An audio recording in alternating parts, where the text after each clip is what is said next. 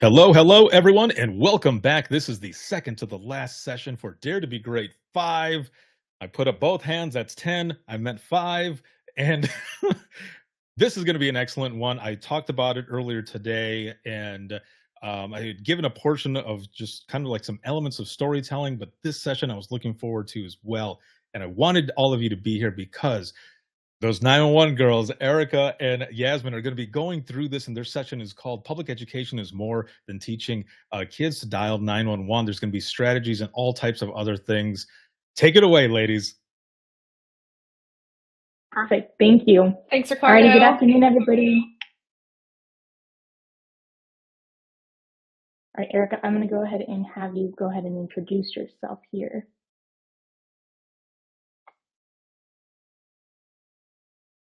Hi, I'm Erica Leakey. I have the alphabet after my name, apparently, but I've been in the industry for about 15 years.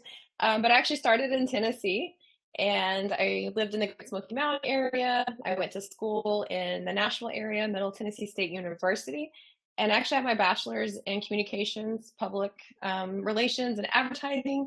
And meanwhile, I worked summers at Dollywood, the water park up there in the Smoky Mountains. And then the recession hit, and that's when I moved to Florida, and I worked for a famous mouse uh, as a lifeguard. And my then boyfriend, now husband, recommended a job at 911, and I signed up for it. Didn't know what I was getting into, so I guess it worked out pretty good for me. But I am married with 3 girls. Um, in addition to working in 911, I'm also a certified car seat technician, a swim instructor, and I have a couple of side hustles. Still love going to Tennessee, so we have some cabin rentals, and then in the Orlando area, we rent transit vans. And then I'm a co-founder of those 911 Girls. And for my APCO RPL project, I started the Single Line 5K. It's about wellness. And for fun, I started doing jujitsu, and I just did my first Spartan race. So that's why I go to work to relax. And I was just telling Ricardo in the green room, the Spartan race, the one that I did, because there's different races, I did the 5K, and it has 20 obstacles, because I guess anyone can run in a straight line. So I challenged myself with some obstacles, and I literally had swamp ass, because in Florida, we were literally running through the swamp. So it's a fun time. If you're crazy enough to do it, you'll love it. So that's me in a nutshell. All right, so good afternoon, everybody. My name is Yasmin Barnett. A little bit of an alphabet after my name, but originally I'm from New York, moved down to Florida when I was a teenager, ended up going to the University of Central Florida and got my master's in criminal justice with a certificate in police leadership. During this time, I was looking for a job, and really my plans were to go out onto the road, become a deputy. So, of course, getting the foot in the door, starting in 911, and then just never really left 911. So, once I made it in, I started to climb the ladder within 911. As you know, after 2 years, I didn't want to go out onto the road, so I decided that the next step was really to move up. So, moved up to an assistant supervisor position, moved my way up to being a supervisor, and after about 8 years in 911, decided that I wanted a bit of a change. So originally I was going to go into Intel, and then I decided, you know what, let me go ahead and try for a different path, and decided to go into the private sector. And so now I am a district management associate with I Am Responding at Rapid SOS. After doing this job for now in a year and a half, I love being able to give back to 911 telecommunicators and being able to actually work and give back to the field as well in my position. So I decided to look into certifications, got EMP, got CMCP, same time as Erica. We kind of pushed each other on that. And then, of course, once we started looking for a new hobby and a new project, we decided to co-found those 911 Girls. And we're going to talk a little about it later on in this presentation. So a little side hobbies for myself. I love to bake, as you can see. That's my latest accomplishment, which was bagels. And then, although Erica likes to do her workouts outside, I like to do my workouts inside. So most recently, I did a personal record of 520-pound hip thrust. So that's my forte right now.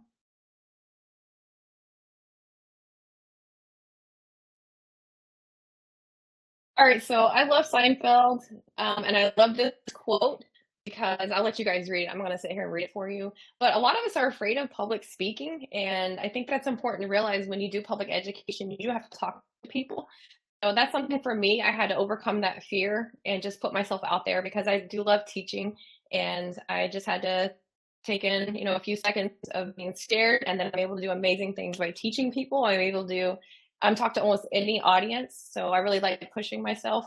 And I just think this is a funny quote because I feel like a lot of us can relate. And I'm very nervous right now. So it's something that never goes away, but you just got to push through it. And like Erica, when it comes to public speaking, you know, doing presenting pub ed in 911 is a form of public speaking, and there's several people who don't go out into the community and talk about pub ed because it is a fear. So having the resources and having the knowledge and being prepared to go out, again, public speaking is going to be a fear, but trying to channel it into something else, getting confident in what you're talking about, that can really help in trying to get the word out about 911. So everyone should really know more about 911. There's the opportunity to explore other approaches that go beyond teaching children how to dial 911, and that's what we're kind of going to explore today.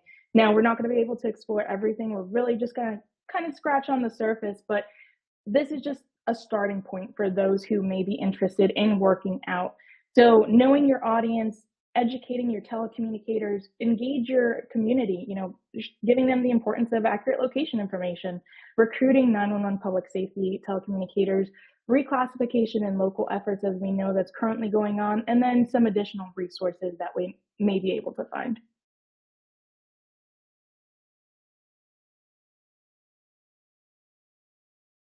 So I feel like we all kind of know why education on 911 is so important, but we really wanted to break it down and have different audiences. So we know the frontline telecommunicators that are coming in, they're coming in from the general public.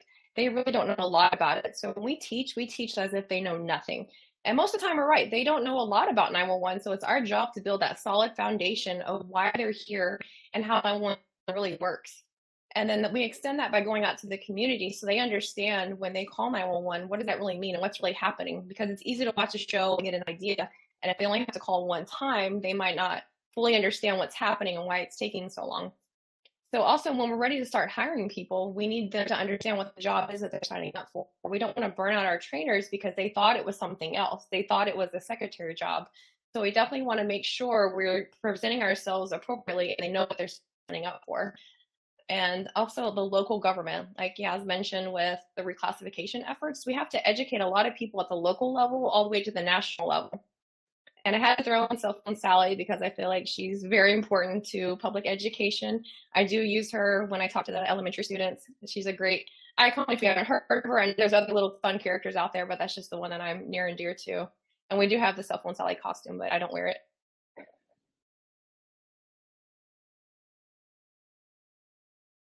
So like I said, know your audience. When I'm talking to the elementary students, it's not going to be the same speech that I'm giving at a HOA or a community event because they're going to have a different knowledge level and they're going to have different information and different questions.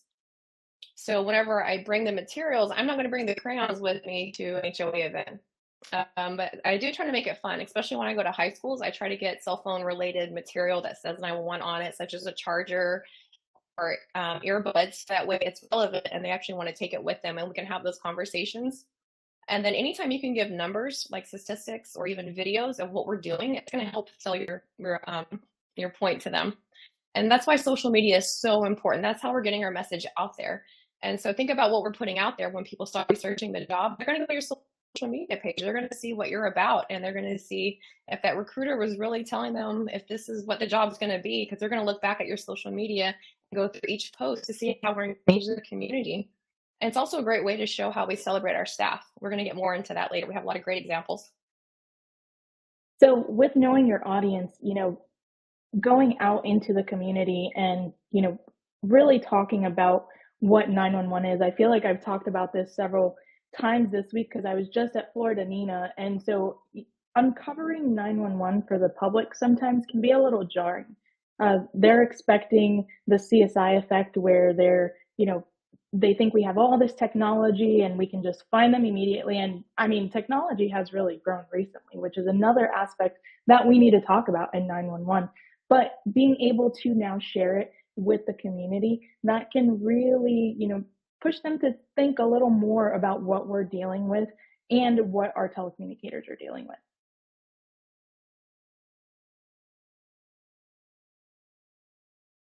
So we love data and research. So it was very easy to find this because we know whenever people use social media, we have different audiences and different demographics. So it's important that we tailor our message to whoever we're trying to bring in or what message we're trying to deliver.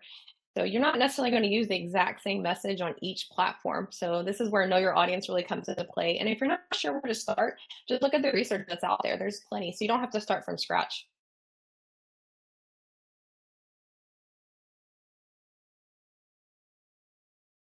And then once again, it's going to show when everyone's active because there's different times of the day that people are more active than others. So this is going to be great, especially when you're scheduling your message to go out. You might not want it to go out at the same time on every platform. So sometimes you do. Sometimes it's just easier to push out the same message at the same time on everything, but sometimes you want to tailor it to whatever audience and then whenever they're most active. So I believe Instagram and Facebook do and LinkedIn do a really great job of saying, hey, your audience is the most active at this time, and that's how we can schedule our message to go out. And then you can sit down and do weeks or months worth at a time and then not have to worry about it for a little bit.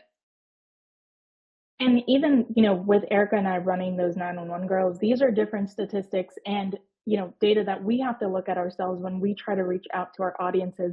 And the picture that's on the bottom right, I like to point that out. I found that last night. That is actually the monthly active users on social media platforms. So monthly in millions. So as you can see, we've got Facebook listed there, we've got LinkedIn, we've got YouTube. So there are several people out there watching, and there is a free platform most of the time for our agencies to really talk about what our telecommunicators are doing.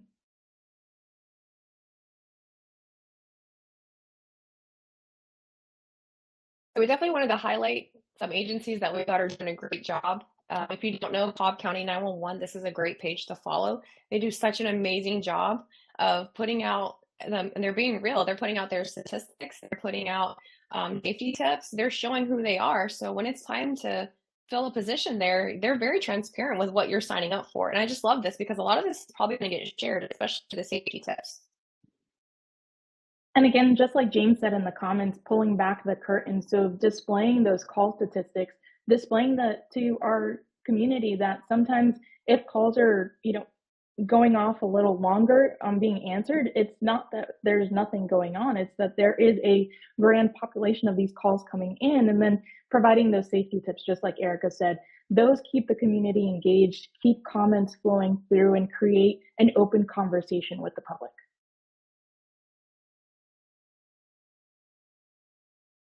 There's another great example, Lyon County Emergency Communications Center. Roxy's always out there putting her people on the front line so they can see this is exactly what it is. I love how she's selling the culture. So we joke, but like if we were closer, we would love to work for Roxy because she just sells herself and she's very open about who they are. They know they're a small center, but they have so much to offer. And she's proud that they went viral on TikTok. That's pretty cool because I know there's some cringy stuff on TikTok, but it's fun if it's relatable because you know your audience, it's going to be popular. So again, creating those shout outs to your people, shining that positive light on our telecommunicators and what they're doing, who they are, celebrating them during the holidays, just like Cobb County is doing here, really puts a more personal touch behind 911 instead of just thinking that they're just people kind of in a room, just taking these calls and just being available 24/7. Yeah, I love this because it shows them on Thanksgiving. If you weren't certain, we're here 24/7 during the holidays for you. We're celebrating with our work family. So I just love this that it shows that they're here during the holidays and they're making the best of it.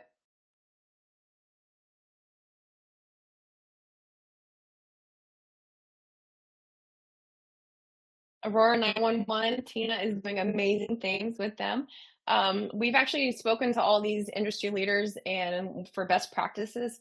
So, and they don't know that they're in the, I think it's okay, but we're just highlighting all these amazing directors and their teams. And we know it takes a team to put this out on social media. So we love what they're doing. They're highlighting the technology that they're utilizing, and they're able to show that they are staying at the forefront of industry standards. And as you can see, Tina's winning an award for being Director of the Year. That's amazing. I don't know if you want to talk more about Rapid SOS now. We'll save it for a little later. Okay. And then real quickly, I want to highlight Heather on this. So I actually met Heather this year on a bus back from the Rapid SOS Nina party. And we just started a conversation. And I mean, from then on, once we got off the bus, I was able to give her those 911 Girl sticker. And she was able to talk about, with regards to what she's doing at her center. And she's doing so much with Nugget.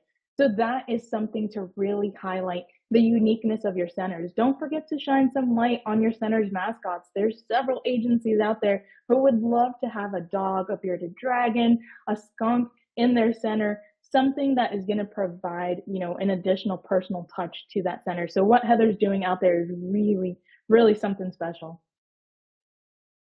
Yeah, when she presented yesterday, that was the first time I really got to learn a lot about what she's doing. And I thought, that's genius. You're able to use a skunk to educate the other communities about 911, showing why we need emotional support animals in the 911 center.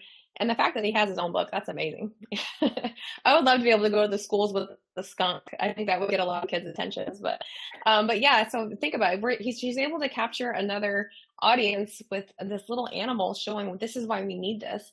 And, a lot of allergy concerns, but she addressed a lot of that yesterday. So if you didn't catch her session, be sure to do that, because she talks about a lot of that, because there are challenges with bringing in an animal into a 911 center, but there's more reasons why it's going to benefit your staff. And Gary, I'd love to know why your center is not a fan of the ball. Just really, again, Erica and I are data driven, so we'd like to know why and why not. So I'd really love to know about that.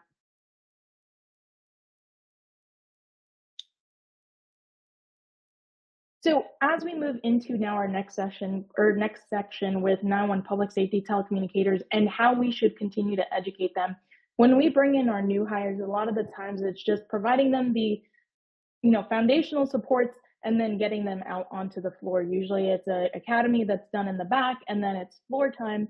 But really, we should be providing the basics for a solid foundation, but not skipping over the explanation of how things are working.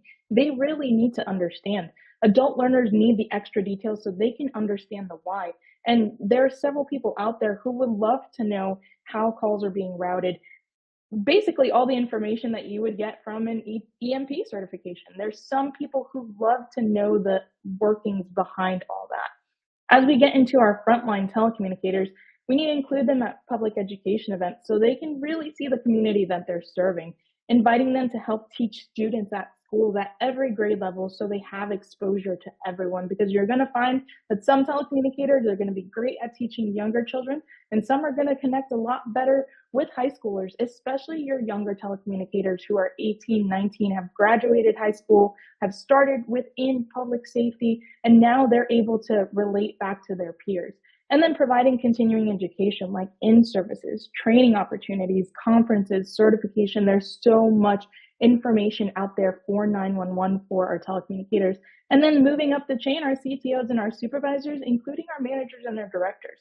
Most only really teach from their point of reference. So expand their knowledge base, invest in them, invest time in their education, reiterate the additional resources in the CDEs that are out there, and then educating staff and sharing knowledge and info. They're going to encourage the success down the line of their telecommunicators. Don't be a gatekeeper. That's such a huge thing sometimes within our industry, that several people like to gatekeep information or don't do succession planning down the line. So when it's time for retirement, when it's time to move on, our next people that are moving up, they're not getting that knowledge base that they really should, and they're not successfully transitioning. At some point, they will start to learn their own stuff and they will succeed. However, why not try to teach them at the beginning and start really engaging them? That's so true. I was definitely that trainee that needed to know the why, and I'm sure I exhausted my trainer and my supervisor of the why. But in the long term, I was able to take that analytical curiosity and become a training coordinator. I'm the first EMP at my agency, so it might seem a little frustrating at first when you have a trainee. You just want to say, just do it because I said so. But it can pay off in the long run. Like Yas said, we don't want to gatekeep information. We don't want to have just one person who knows how to do the back end of a system and they go on vacation and you don't have someone else. So we definitely want to share the knowledge and the wealth of information because it's exhausting to be the only person who knows how to log in and update something. So the more people that can do it, the better. But I understand you don't want every single person being hands-on for every system. So that's why it's important to see who has that natural curiosity and who wants to learn more and cultivate it.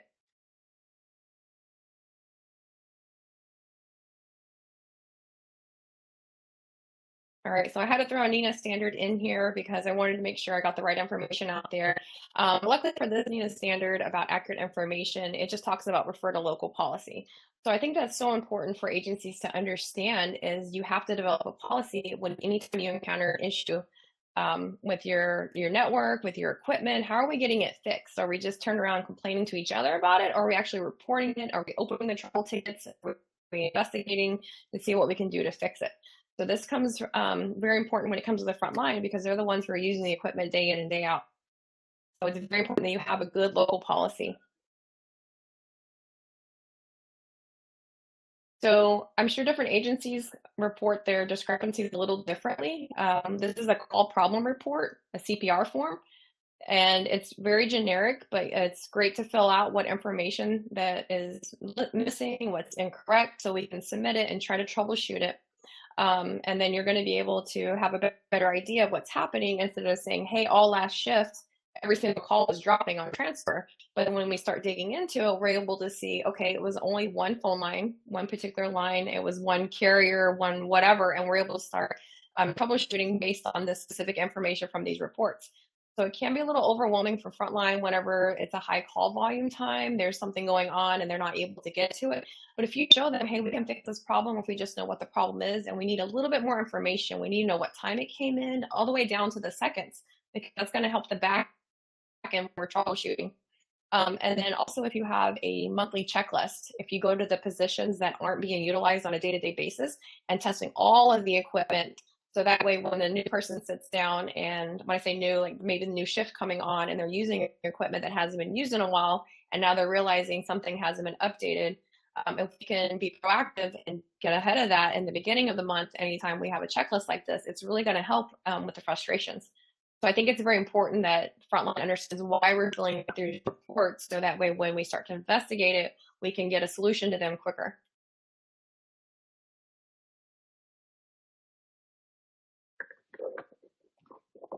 All right, so some additional resources we wanted to mention. The NINA PSAP registry. This is an amazing free tool. If you haven't signed up for it, I highly recommend that you check it out. It's free for public safety.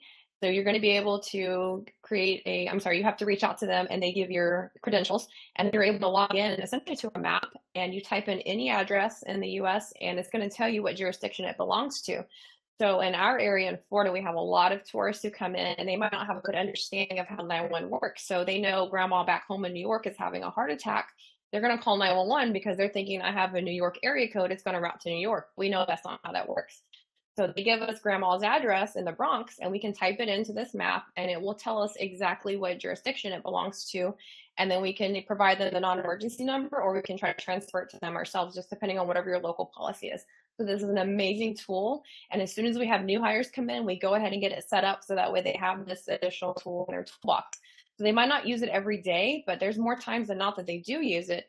And it's only as good as the data that we put in is what comes out. So it's important that when you log into this, you check your own agency and your own jurisdictional data in here, because when I logged in, we had some stuff that needed to be updated and I was able to update that because it's very frustrating to have someone transfer and it's an incorrect number or perhaps the contact information is outdated from a retirement. But where we are, we have a city, we have a county name that's duplicated in other places. So it can be kind of confusing for people when they call in because they don't fully understand how to do a Google search and what emergency number. And then you can help get them on the right path without utilizing just Google and hoping for the best based on that person's address.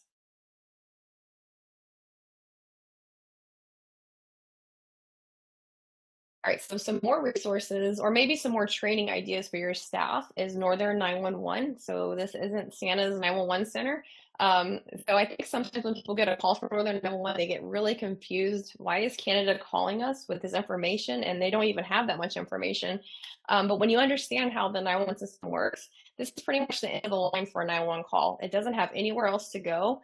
So Northern 911 is like the end of the line, and they're able to take this call and they have to I think they pretty much use the PSAP registry to try to route it to the correct place, and they're able to get it to you. And it's not going to have all that additional data attached to it, but it's a starting point. And it's also a great indicator that something might be broken in the system that we need to get fixed, because there's a reason why it wasn't routing correctly to your agency to begin with, and it ended up in Northern 911. So Entrado also has the emergency call relay center that looks very similar. So it's important that we get this information out to our front line, because if they're starting to get calls from these centers and they're not going to understand why these people are calling, and they might not report it because they don't realize that means that there's a bigger issue that needs to be addressed. I think these two centers also get a lot of flack on social media. A lot of our telecommunicators don't understand what they do, and they're the catch-all. They're the ones who are routing all these callers who are not ending up in their correct PSAPs to them back, so that we're able to provide them assistance. As we know, we all got into this job one way or another because we wanted to help someone. So these two centers now provide, again, that catch-all net to route those calls back. So educating your telecommunicators of these two centers who are handling those calls that are not coming through is also a great idea.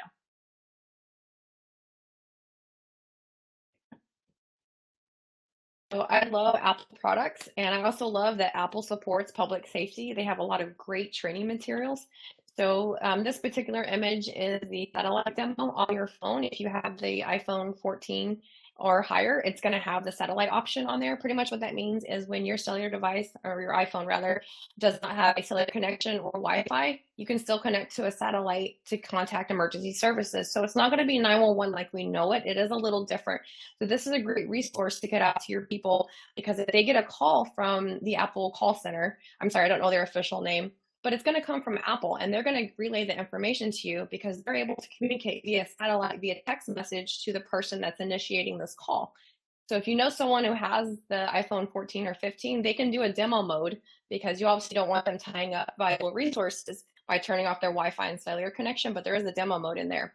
And you can also distribute the training material to your staff. So if they get a call from Apple and they're saying, hey, this person's advising XYZ, they're able to understand what that means, and they're going to be able to enter that information. So it's not going to be the full-blown call. Like, they're not going to be able to go through all the protocols like we're used to, because it's very limited in text message via the satellite. So it's a really fun demo if you're able to see it, or even just watch the video on it if you don't have it. And then a lot of people are, especially I think I've seen in the dispatch groups, they're complaining about all the Apple calls coming from the watches when people fall. So it is super frustrating, especially for us. We live in an area that has a lot of thrill rides, so they're at theme parks and it's activating it. But it is a very important safety feature, and it has saved a lot of lives, because you're hearing stories that Apple's putting out how someone was riding a bike and they got hit by a car, and the next thing they know, they woke up and they're in the hospital because their watch saved them. So while it is super frustrating, it does have a lot of great benefits. So I think if we just take the time to spread that information to our dispatchers so they understand, yeah, there's going to be a few false calls or something that's a false alarm, but in the long run, it can ultimately save someone's life. And there is a way to turn it off. So that's up to you if you want to distribute that to the public, but it does have a really important feature. So you want to be careful with that. I have it on my phone, and I think there's an option like to turn it on or off depending if you're working out or not. So it's just something that you can kind of play around with. But if you're not familiar with it, maybe you have someone who has an Android and they don't fully understand Apple, I would highly recommend they look at the training material. And there's also a feature on phone, I'm sorry, I'm not sure about Android, but for Apple, if you push the side button 5 times, it's going to activate a 911 call. And that can also be activated by putting it into a cup holder, I realize. And it sets out an alarm, and it's going to contact 911 almost immediately. So these are great resources for your dispatchers to understand, instead of getting frustrated at the caller, because if we don't even know about it, how do we expect the general public to know about it? So again, having all this material, every agency is always looking for extra training material. So now that this is available, this can be something that can either be shared on, or say your training coordinator decides to do some in-depth research on this and now wants to do, say, a 2-hour session on this. This is always information that is available in order to train back your telecommunicators.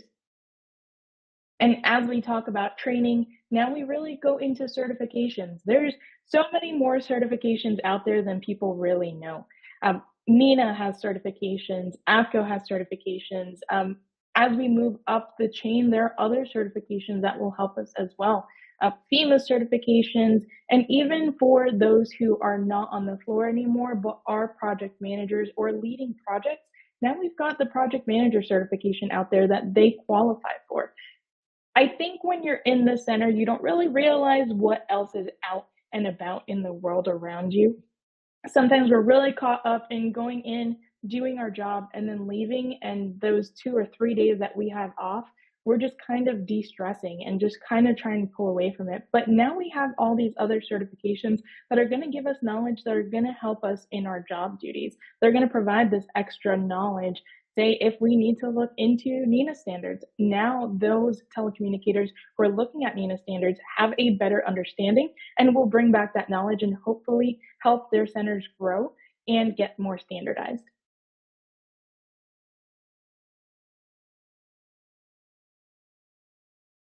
And then, of course, as we all know, national conferences.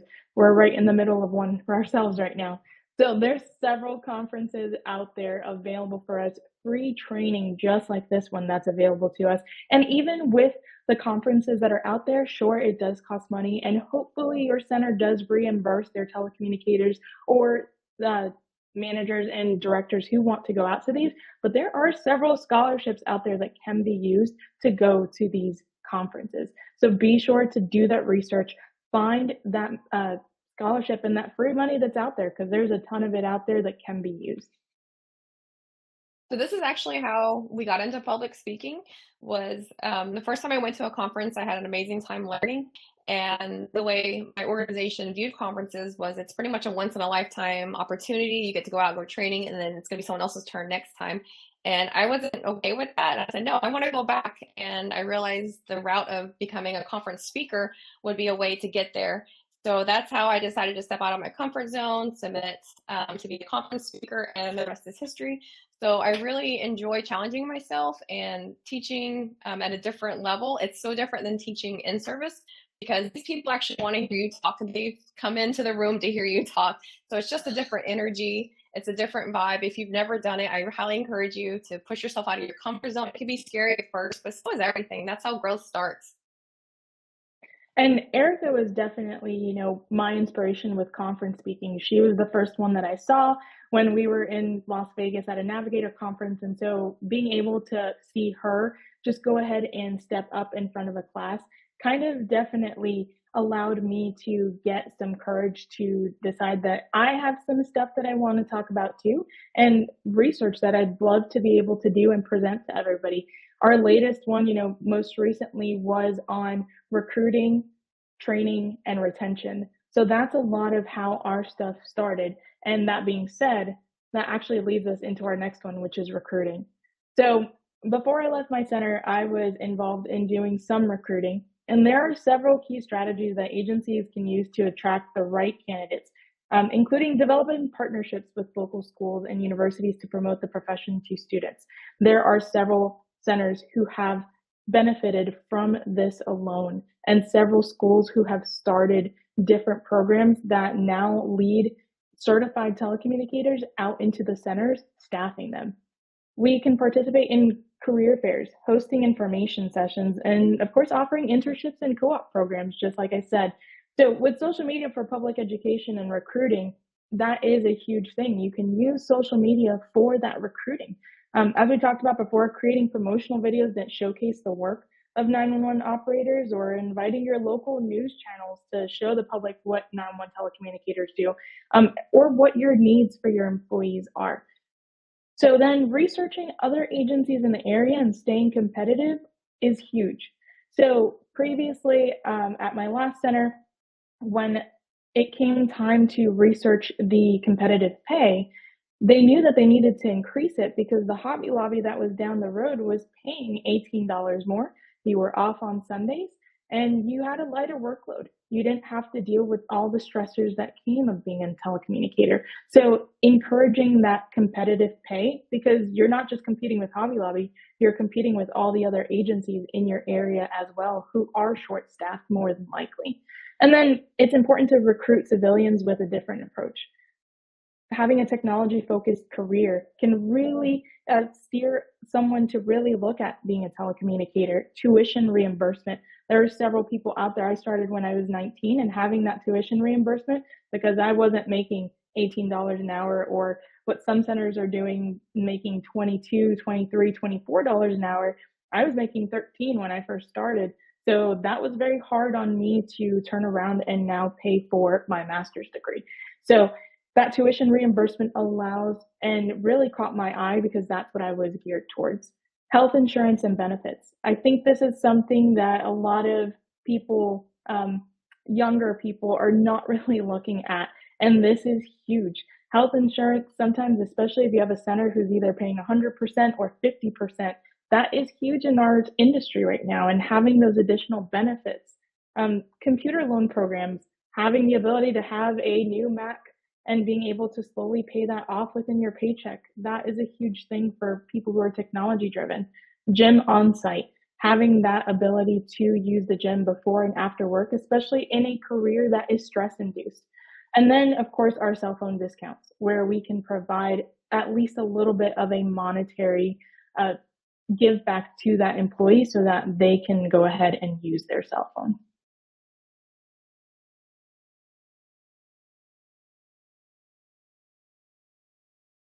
So again, social media is your friend for recruiting, and this is just 8 different ones that we just pulled off of. I think this is just off of Nocturnal Dispatchers.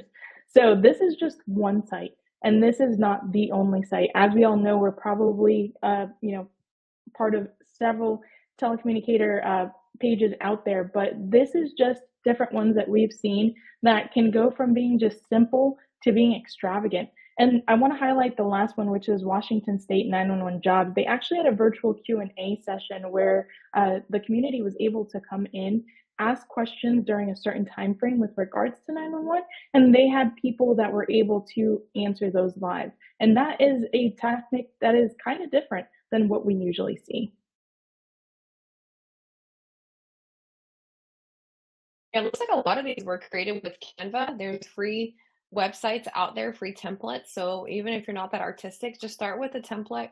And you might have someone who's really into graphics and artistic and have them help design it. So I love how they all look very different. So they have a different feel to it. So you can get creative with it for sure. And I want to highlight something that Erica just said. You've got members in your center who are creative, those who have an inkling towards different areas. That's the opportunity for them to shine and highlight their skills. Pull them in. They may be your telecommunicators who are quietly sitting in the background. You don't really hear from them, but you see them drawing. We've seen several of those. So now highlighting what they like to do, but now having them give back to the agency, that's a great way to highlight what they can do and how you can bring them closer in. Again, creating and boosting morale.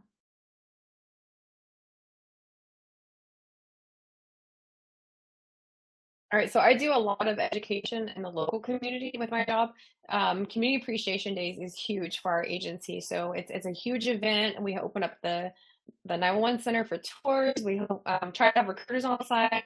We have a computer so they can start filling out the pre-application, because we know that's the best time to bring them into our home and show them what we do. And we have a little PowerPoint set up so they actually get an idea of whether they're with their family. And we talk to them about the shift work and the different expectations working during the holidays so that they know what they're getting into and their family can see it. And a lot of people get really excited because they didn't know it was like this. They might have just an idea from maybe an officer who has the one computer screen and he's trying to explain what 911 is, and he doesn't have that full view like we do. So really take advantage of anything that you're able to bring in the community into your center. And sometimes we don't let them in all the way, just depending on what's going on. We have a big window, we just call it the fishbowl, and they're able just to walk by and see it. That's great for like the Boy Scouts and the Girl Scouts when they come in for career day.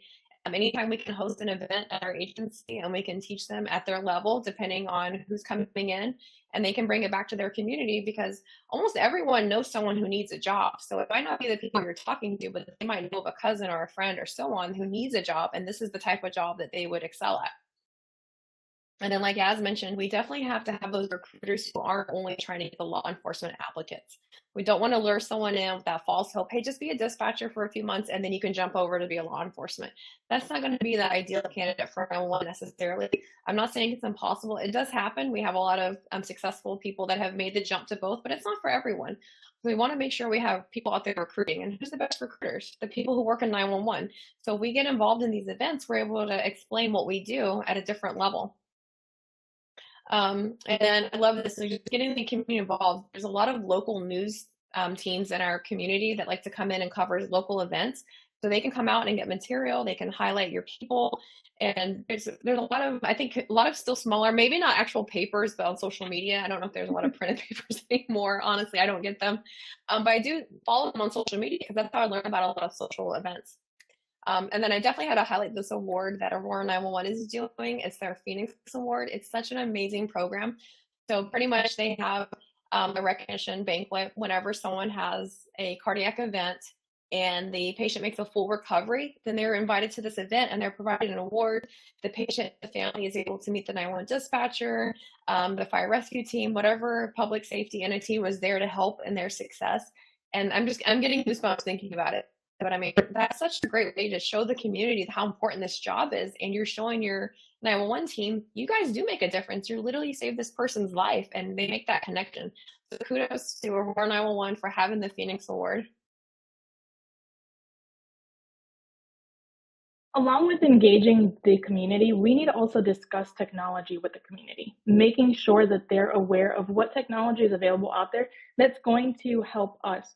So raising awareness of emerging technology with the community, really educate them on how the data that's provided assists telecommunicators in emergencies and gets informed field responders out to calls. So a lot of the ones that I'm going to highlight here are going to be Rapid SOS. Here's my little plug. But with Rapid SOS, of course, there's over 5,500 agencies out across the nation who are using Rapid SOS today. So there's a lot of data that we're getting now that really, when I started in 2014, was not there for us. It was there, but it was struggle to find it. So in that first article, West Palm Beach, they're actually wrote out an article where they're able to let their community know that they can share critical health data with 911. As of today, Android emergency health profiles are now going to be delivered through 911 via Rapid SOS, which is great. We've already got that Apple Health profile data coming in. And then, of course, as technology moves through, again, we've seen a couple different pieces here. We've got those news articles highlighting that information to our community, but also giving the community the ability to understand that what data they're providing to us is going to help them. Another one that I like to highlight is What Three Words. What Three Words is heavily used, especially like between me and Erica when it comes to trying to locate where we're at exactly and trying to share a location with one another. So What Three Words is really good about sharing that data and trying to encourage community understanding of what is being done with them.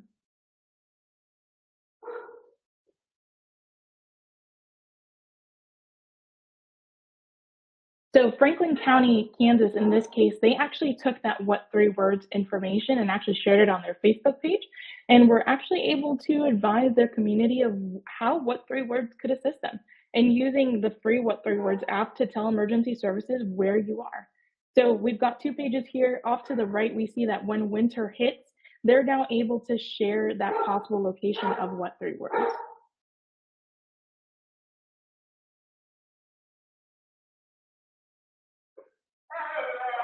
Additionally, What Three Words provides additional information and training to telecommunicators. And this is a good way to educate your field units. And I apologize, my dogs are barking in the background. But educating your field units with the information that's available through What Three Words provides the ability to communicate consistent information.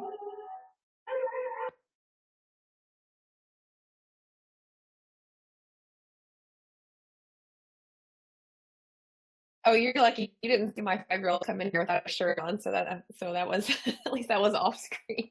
This is real life.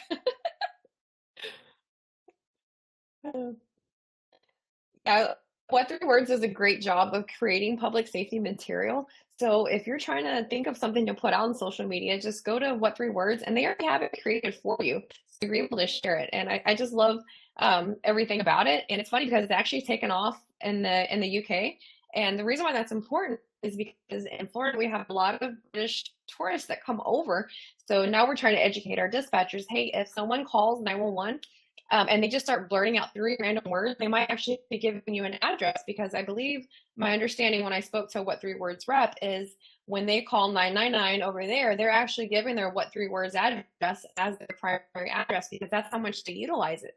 So that's important to know over here in the States, as we're slowly starting to catch up, that you might have people that are already familiar with it and they're giving that information. But like I said, it's already integrated with Rapid SOS and we can see it.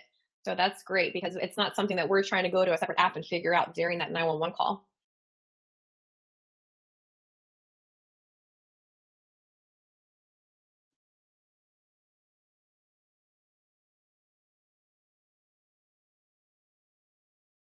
All right, so reclassification efforts in local government. So I know it's hard to read this press release, but our Florida APCO, Florida MENA, and the 911 Coordinators Association in Florida, they're all very active. They've come together and they do a great job of releasing information. So we do have a Facebook group that we follow for information. So they're always pushing out, hey, here's the dates for your local legislative delegation meetings. You can sign up. So because Yaz and I love to talk in front of people, we decided, hey, we'll do it 3 minutes. It can't be that hard, but it is a completely different audience when you're talking for 3 minutes in front of your local state representatives, because you have to tell them all about 911, why we need to be reclassified, and why that's important. And I think the most important lesson I've learned is not only do you have to know your audience, but you have to be careful with how you present yourself, because you can't necessarily say you're from your agency. You have to come off as a civilian. So just double check with your organization's rules and how you submit your name when you go to sign up as a speaker. And then when you talk, you can talk as a civilian with a lot of knowledge about 911. So you don't necessarily have to come in representing whoever you work for. But you can also say you're speaking on behalf of Florida APCO, Florida MENA, or whoever your local state organizations are. So this was really great because we've actually done it twice now. We've done it both years. We've gone up and we've been able to talk to them, and we worked together. So we weren't saying the exact same speech. We kind of piggybacked off each other. And it's really important that we do speak up for our peers at these meetings. So we've got a lot of great feedback from people at our agency. And the thing I hear the most is I never could have done that. So thank you for doing that. So it just takes one person to stand up and be the voice for everyone. You know, as you speak in front of, in our case, it was actually legislative delegation meetings. There is the chance to put a personal spin on these as well. After putting in what your state requires you, or what your state chapter, really is pushing on with that bill, having a bit of a personal touch in that also shares the humanity that is behind 911. In my case, the mental health aspect of it, I'm 9 years in, but I've also been out for several months, but I still have the mental after effects after it. So being able to share that it's not just our field responders who are getting it, but also those that are in the seat is also a huge thing to highlight, especially as mental health becomes more talked about in 911. So here we just actually have a couple clips of us. This actually just happened in November. So being able to also share this on our social media platform, again, enhances what we're trying to share with the community and what we're pushing to do. And if your agency is supporting you 100% behind you while you're doing this, this is also a great way for them to share what is not known about 911 and how these reclassification efforts are going on. It was actually very interesting. While we were there, the state representatives had follow-up questions, but we came prepared. So we over-prepared because we knew that you just don't give your speech and they get to walk down. No, they get to ask you some questions. Luckily, Yaz went first, so they asked her all the hard questions. But I think the hardest one they asked was the support of the Florida Sheriff's Association. So you really have to learn the political side of 911. And she gave a very political answer. Was we weren't sure, but we would look into it. And then we stuck around after the meeting. We got business cards, and we made sure to follow up with everyone because they are generally interested in helping us, and they might have some follow up questions. So don't be afraid to stick around. We had business cards printed so we could share our information because they do want to represent us, and so don't be afraid to do that. That's why they're there. Shout out to Vistaprint where you can get like 50 or 100 cards for like less than $30, which is huge. Those also work for conferences as you get to know people. If your agency doesn't give you any business cards, they're great to have personal business cards as you network with others.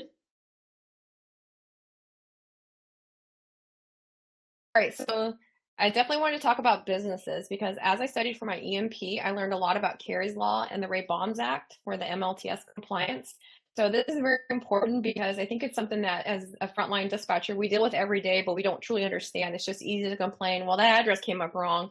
Oh, well, I'm just going to move on to the next call. But it's very important that these businesses fix that. So I can't be everywhere at once. So I had to kind of think of a different strategy. So I see that at our agency, we have units that are going out and they're doing these crime prevention checks. So they're going out to these businesses and they're checking their windows, their locks, their alarms. So I was able to get a meeting with them and say, hey, can you add one more question to your survey? Can you just do an address location verification check? And so you're simply going to say, can you call 911, stay on the line and say, hey, what shows up on the screen? And then they're able to quickly check and see and have a proactive response. And then I definitely had to inform the dispatchers, hey, you might be getting these calls. So they weren't wondering, why are these businesses calling 911? And I wanted them to also realize this is the time to fill out the call discrepancy, the CPR form, the call problem report form. This has a purpose. And we're going to try to handle it now before there's a real emergency. It's actually been very interesting because we've actually had a lot of issues that have come up that the wrong business name showing up, it's routing to the wrong place because they have VoIP. So I'm very excited that we are able to take a proactive approach to these businesses, and they might not fully understand why it's doing that, but we're able to facilitate that. So there's also some education of upper level management and law enforcement. So I have to be able to give an elevator pitch to the deputy so they understand why they're asking these questions. And then I want them to feel confident to be able to answer the business owner's question. And then ultimately I said, if they have any follow-up questions, just refer them back to me and I'll be happy to assist them however. So that way they're not afraid to ask that question and say, I don't know, just say call 911. No, I want to educate them why they're doing it so they see how important it is. And as they started doing this, I think they were just as shocked too that businesses weren't correctly displaying their information. And so now we are starting to have this better understanding of how 911 works in the community. So they've actually had the idea of, hey, we need to get in front of the Chamber of Commerce, we get in front of the hotels. And if we tell these dedicated committees, they can spread the word even better than they possibly could. So they're able to help brainstorm how we can reach these other businesses as well. And so we have a lot of government buildings with branch offices. So that's another area we definitely want to make sure that we approach and let them know, hey, your satellite office has the address of your main office. So let's get that fixed before a real emergency happens. And if you don't recognize the logo, that's the known I needed for Carey's Law. And then another business is schools. That's a huge business. In our district, they switched from PBX to VoIP, and there were some issues with the MLTS, the way it's displaying. And if you're not familiar with it, I'll give you a really quick lesson. Pretty much each building has hundreds of phone lines and they have to be individually programmed. And if they're not programmed, it usually defaults to one main address. So the main numbers are programmed correctly. It's going to show the correct school name, but then there's a few phone numbers, maybe like a back office, whatever. It's not programmed correctly. So it's going to show the main administrative building of 123 Main Street. So that's nowhere near where the school is located, but that's what it defaults to. So that's going to be an issue if there's an emergency and someone has to call 911 from a classroom or a back office and it's not routing correctly, it's not displaying correctly because perhaps the caller isn't able to talk depending on the emergency. It could be a medical emergency, a diabetic emergency, they're having a stroke, or God forbid, an active shooter. So there's a lot of scenarios. I don't really have to go into what could happen. So that's why it's important to educate the school district of why this is so important to get this updated. In addition to that, in Florida, we recently had House Bill 379. So when I jumped into 911 politics, I really jumped in. So I paid attention now to how these affect us at the 911 level. So what this does is essentially ban cell phones in the schools. Well, that sounds like a great idea. These kids don't need to be on TikTok all day. They need to be paying attention. Yes, that's true. But if you have a phone line that's not able to correctly route and correctly display the information, now you're taking away another layer of protection. That's a safety concern. If there is an emergency and not able to get to their cell phone because it's in their backpack turned off, because they've been told if we see the cell phone, we're confiscating it. So that's a huge concern. My kids are in the school district. So that's something that I'm going back and forth, trying to educate at a different level so we can come to a really good solution. I'm not threatening to report them to the FCC. I would love to be able to say, hey, if you don't do this by this date, this is what's going to happen. But I can't do that. I'm just trying to educate and be proactive, because I know schools call 911 all the time, whether it's for an angry parent or someone got hurt on the playground. So they're utilizing it all the time. So this is a great dialogue to have with your school system. And definitely with your frontline, make sure they understand why this is so important. Because I know when I taught this in service, it didn't take a lot of convincing for the dispatchers, because they have spouses and family members who are teachers in the school system. They have their own kids go there. So they saw the value of this.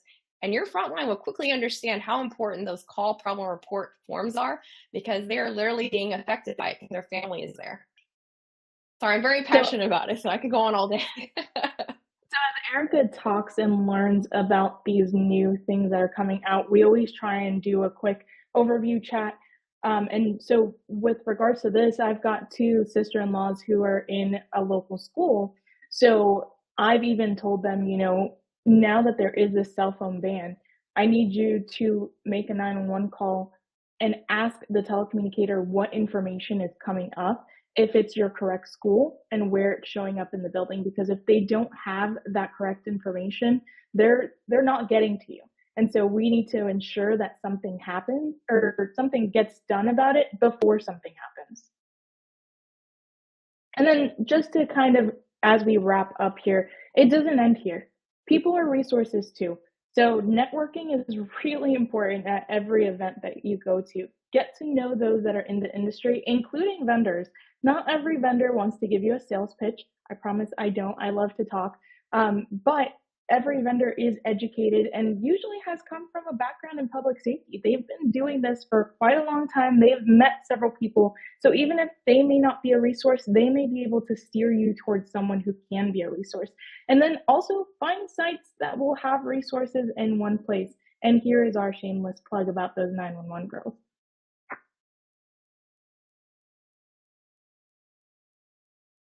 So with those we are 911 definitely girls, working. Oh, go ahead.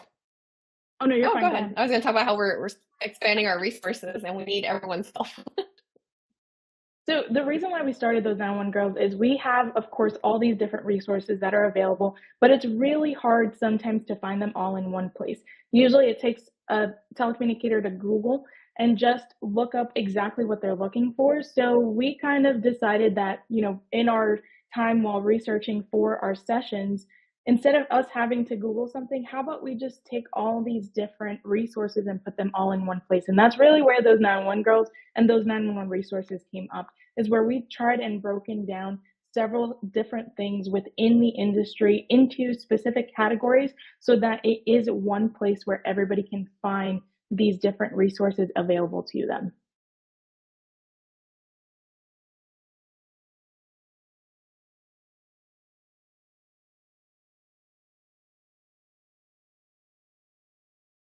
And then, of course, thank you so much for everybody who stuck around, really listened to what we had. Again, we really just skated the surface on what public education is available for different agencies.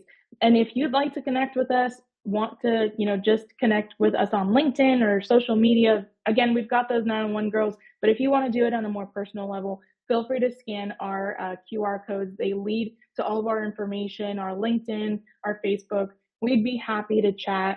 Love to get to know everybody. And if you have resources that you'd love to see on those 911 girls, please let us know. It's not just, these are the only resources that are available. We'd love to continue to add to this because this is homegrown and this is grown by the community.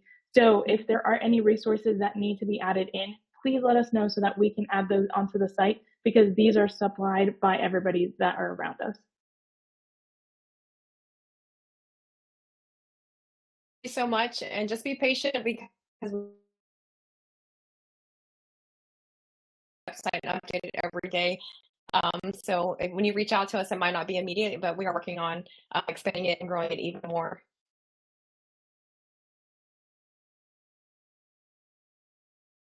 Woo! Excellent work. Yes. So some of the information that you had on there um, is stuff that I really wish that we could have done when I was back in dispatch as well.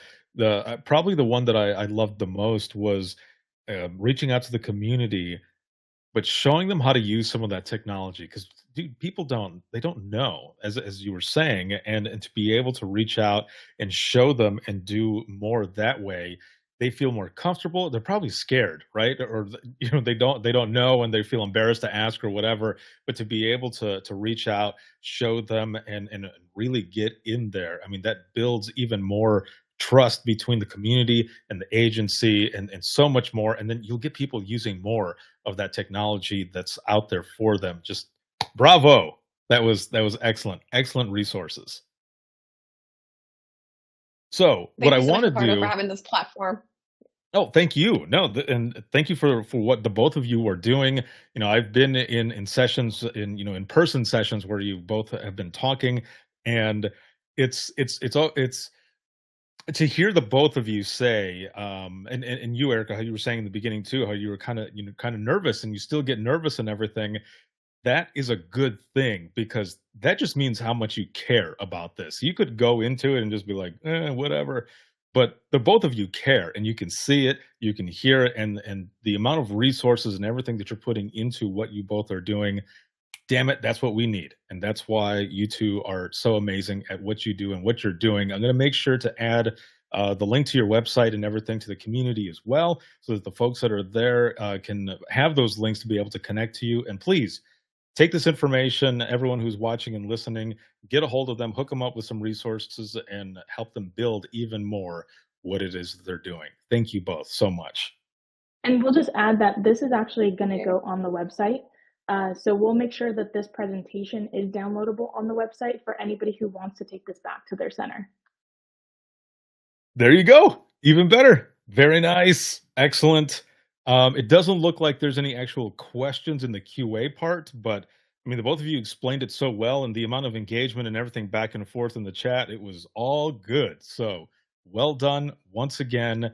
And I love that you're going to be adding that on there so that people can download it as well. And we are going to be headed to the last session of DTBG5, and that is going to be with Rich. And I don't want to mess up your name, man. I think it's Troshak. Is if not, I apologize. But he's going to be teaching a session, doing a session called "Climbing the Ladder: Career Development in Public Safety Communications." We will see you all back here in just a moment.